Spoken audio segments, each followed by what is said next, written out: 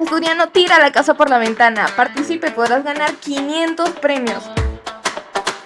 ¿Qué puedo hacer si no puedo registrar mi ticket? Uno de los casos es que al ingresar el botón de registra tu ticket te aparezca el siguiente mensaje. Esto quiere decir que cuando hiciste tu registro no te registraste como miembro del Club Chelero. Para solucionarlo es muy sencillo. Irás al botón de tu usuario en la opción de mi cuenta y en el desplegable le darás unirte a Club Chelero. Allí completarás todos los datos necesarios para poder hacerte miembro del programa y con esto cargarás tu ticket sin inconvenientes.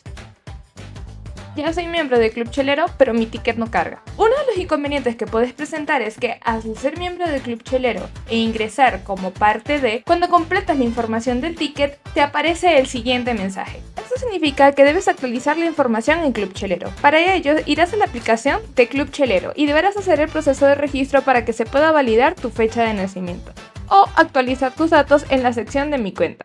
Una vez actualizado, dejarás de presentar este error. ¿Qué hacer si mi ticket ya ha sido registrado? Si al ingresar los datos del ticket aparece el mensaje de que tu ticket anteriormente ha sido registrado, deberás comunicarte a nuestra línea de atención en obtener ayuda o a los siguientes correos.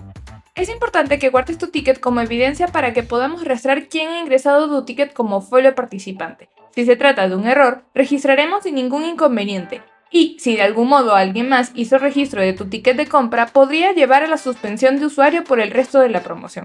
¿Dónde puedo visualizar los tickets registrados, folios y vidas generadas para la promoción?